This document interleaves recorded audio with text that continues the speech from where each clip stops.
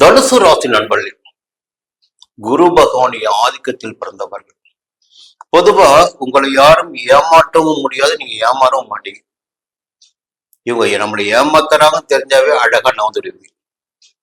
அதே நேரத்துல உங்களுக்கு என்ன தேவைகள் இருக்கிறதோ அதை அடைவதற்காக எந்த எல்லைக்கும் போவீர்கள். தனுசு ராசியில் பிறந்தவர்கள், உங்களுடைய நோக்கம் எல்லாம் உங்களுடைய முன்னேற்றமானதாக இருக்கும். முன்னேற்றத்தை நோக்கி போவீங்க, செல்வாக்கை நோக்கி போவீங்க, புகழை நோக்கி போவீங்க, பொருளாதாரத்தை நோக்கி போவீங்க, போய்கிட்டே இருப்பீங்க. அப்போ மற்றவர்களுக்கு அறிவுரைகளையும் சொல்வீங்க. ஆனா இந்த அறிவுரைகளை நீங்க தான் கேட்க மாட்டீங்க, மற்றவங்களும் சொல்றதோட சரி. இங்க போனா இது நடக்கும் என்பது மற்றவர்களுக்கு உங்களால் சொல்லப்படுகின்ற அறிவுரையாக இருக்கும். இப்படி ஒரு பழக்கத்தை நாம் ஏற்படுத்தி கொண்டால் இது நடக்கும் என்பதை மற்றவர்களுக்கு நீங்கள் சொல்வது மற்றவர்களுக்கு ஏற்படுவதாக இருக்கும். ஆனா எதுவுமே உங்களுக்கு கிடையாது. இதுதான் ஒரு பலவீனம் உங்கள்கிட்ட. அப்ப யாரை நம்பணும், யாரை நம்ப கூடாது. ஆனா என்னன்னா ஒரே குறிக்கோள், வேலை நடக்கணும். அப்ப இறங்கி வேலை செய்யும். சரி, இந்த வாரம் எப்படி இருக்கு? ஞாயிற்றுக்கிழமை மதியம் வரை தைரியம், தன்னம்பிக்கை, வேகம், எடுத்த வேலையை முடிக்கின்ற வலிமை எல்லாமே இருக்கு. வேகமா செயல்படுவீங்க.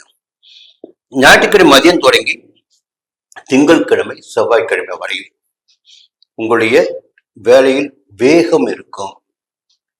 சில எதிர்பார்ப்புகள் இருக்கும். வசதி வாய்ப்புகளை அதிகரித்துக் கொள்ள வேண்டும் என்ற எண்ணம் இருக்கும். சந்தோஷத்திற்கான ஒரு தேடுதல் இருக்கும். தாய் வழி உறவுகளின் ஆதரவு கிடைக்கும். சிலருக்கு வேலை பளு கூடுதலாக ஏற்படுவதற்கும் வாய்ப்புகள் இருக்கும். வியாபாரத்திலும் தொழிலிலும் கொஞ்சம் அதிக அக்கறை எடுக்க வேண்டியதாக இருக்கும். அடுத்து பார்த்தீங்கன்னா புதன்கிழமை வியாழக்கிழமை உங்களுடைய மனதில் எந்த விதமான குழப்பத்திற்கும் இடம் கொடுக்காமல் ஒரு வேலையை கையில் எடுத்து விட்டால் அந்த வேலையை முடிக்கின்ற வரையில் உறுதியாக நீங்கள் இருக்கின்ற போது அந்த வேலையில் உங்களால் வெற்றி பெற முடியும். எடுத்த வேலையில் உங்களால் வெற்றி பெற முடியும், ஆதாயமும் பெற முடியும். அடுத்து பார்த்தீங்கன்னா வெள்ளிக்கிழமை சனிக்கிழமை 2 நாட்களுமே உங்களுக்கு யோகமான நாட்களாக இருக்கும். உடல்நிலையில் ஏற்பட்ட சங்கடங்கள் விலகும். நோய் நொடி இல்லாமல் ஆரோக்கியமாக நடைபெறக்கூடிய நிலை இருக்கும். வியாபாரம் தொழில் போட்டி பிரச்சனை என்ற நிலை மாறும். வழக்கு விவகாரம் ஜெயமாகும். அரசியல்வாதிகள் செல்வாக்கு உயரும். சொல்லிக்கிட்டே போகலாம். இந்த வாரம் பாத்தீங்கன்னா உங்களுக்கு சப்தமாதிபதி புதன், உங்களுக்கு ஜீவனாதிபதியும் புதன் தான். அவர் போய் 8ஆம் இடத்துல, பொதுவாக புதனுக்கு மட்டும் 8ஆம் இடத்தில் சஞ்சரிக்கின்ற போது அதிகபட்சமான யோகங்களை அள்ளி கொடுப்பார் சொல்லுவாங்க.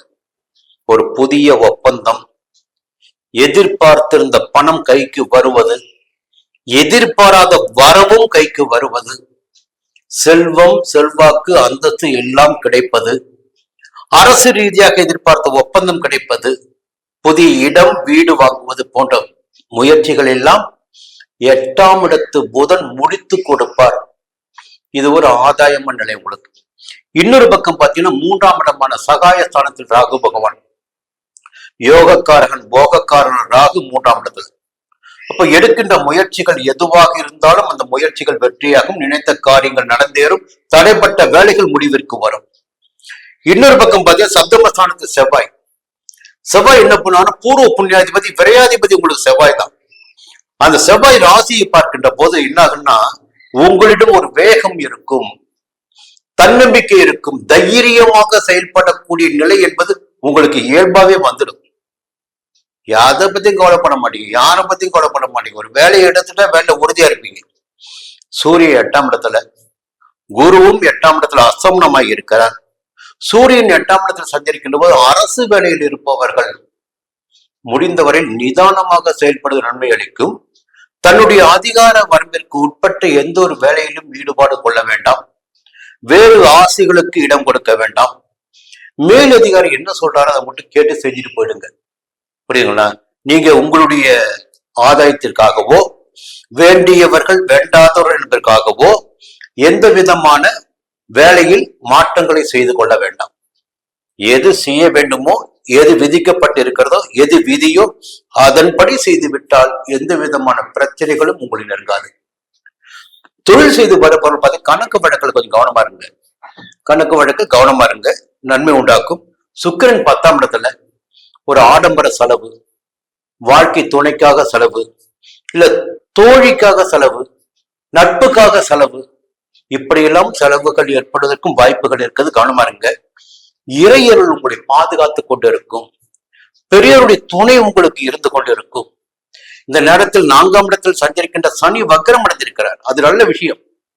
ஏன்னா சனியுடைய 10ஆம் பார்வை உங்க ராசிக்கு, சனி வக்ரம் அடைந்த காரணத்தால் சனியுடைய பார்வை உங்க ராசிக்கு இல்ல, 10ஆம் இடத்துக்கு இல்ல. அப்போ உடல்நிலையில் முன்னேற்றம் இருக்கும், தொழில் முன்னேற்றம் அடையும், நன்மைகளை காண முடியும். இந்த வாரம் உங்களுக்கு இனிய வாரமாகவே இருக்கும். மீண்டும் அடுத்த வாரம் சந்திக்கிறேன்.